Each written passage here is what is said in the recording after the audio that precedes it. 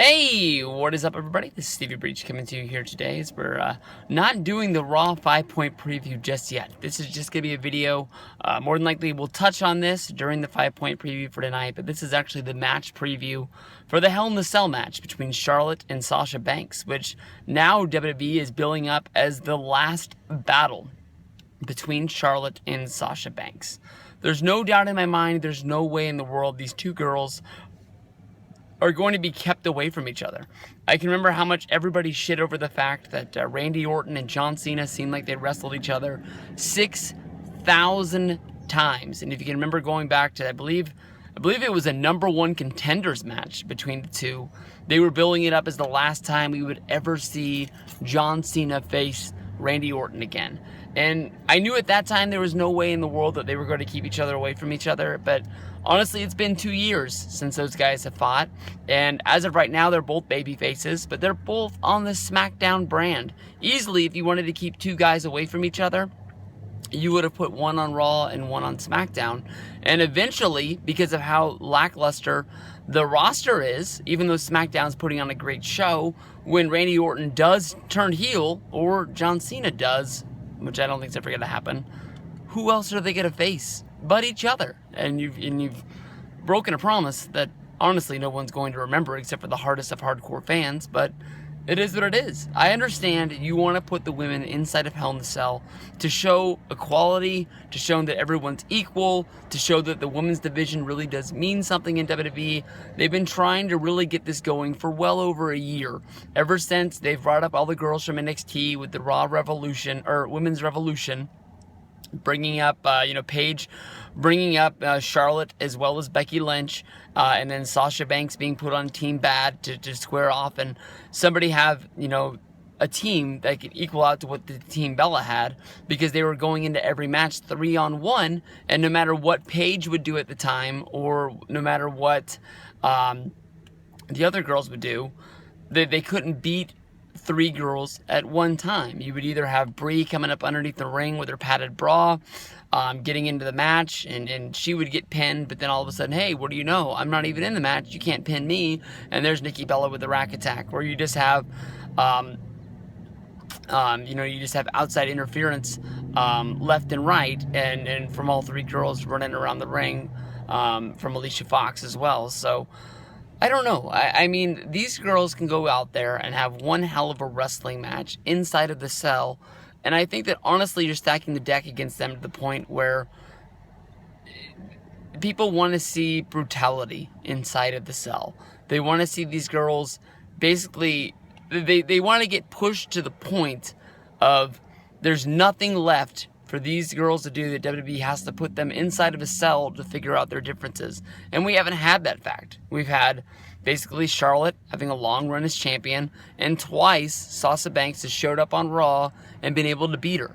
They keep pushing the fact that Charlotte is undefeated on pay-per-view, trying to make her the new Ronda Rousey of WWE, basically saying that nothing's going to be able to stop her, which is the reason why I think that there's no doubt in my mind Charlotte is going to win this battle. But I don't understand why they keep giving Sasha Banks these short stints with the title. This is their second championship run, and it's almost like, here you go, hold on to this, but we're going to take it right back in a minute. I understand you want to push Charlotte as being one of the greatest women's wrestlers of all time. You want to make her the new Ronda Rousey of the sport. She's Ric Flair's daughter. She's got all of that legacy built inside of her. That you want her to be the tap-out queen because she's in the ads and this, that, and the other. But Alicia Fox is in those tap-out ads just as well as Charlotte is.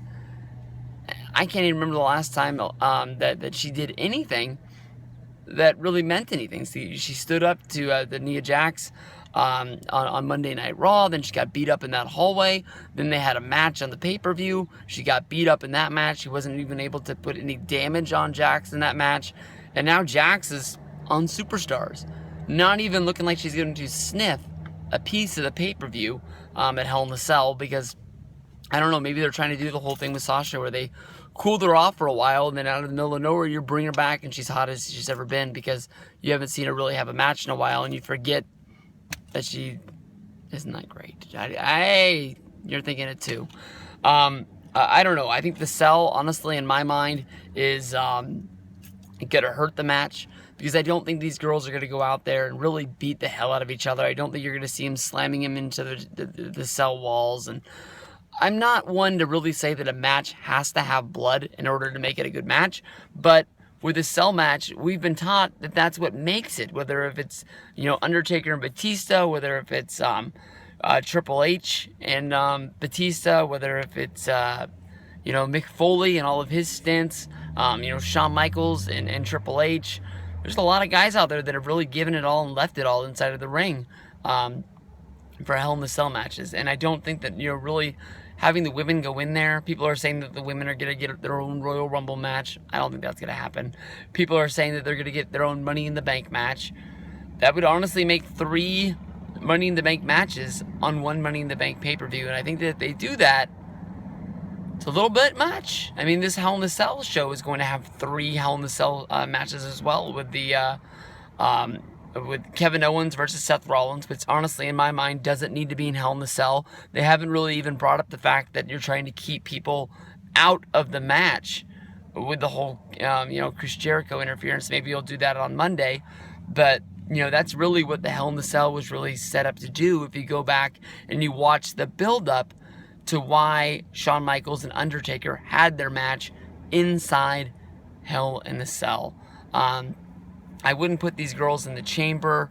Maybe get them their own Money in the Bank match, but even that is just going to be a little bit too much. And I let them do it if they want to, but I don't know. 3 of them. You have your Universal Championship, you've got your WWE Championship, and your WWE Women's Championship. But then if you give the women one, are you going to put all the women in there, and whoever wins can use it on Raw or SmackDown? Because now that I'm thinking about it, there's no way in the world you're going to do 4 of them, because you got 2 women's championships. You got one on Raw and you got one on SmackDown. And if Raw says they're going to have one, why is Daniel Bryan and Stephanie McMahon going to sit back and let them take all the glory for having the first one? They're probably going to want to step up and say they want to have their own too. 4 is just too much.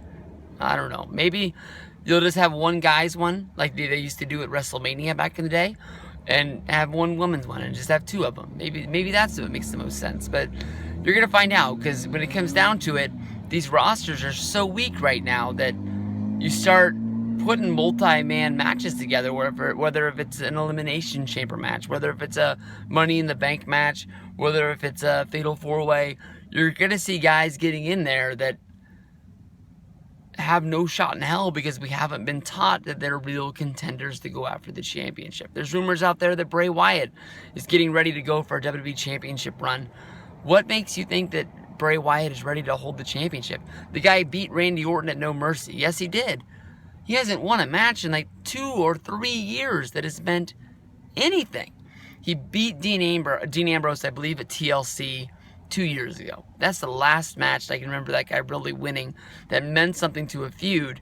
That was because they were getting Bray Wyatt ready to go after Undertaker at WrestleMania 31. So that's been a long time. So I don't know. I picked Charlotte to win the match.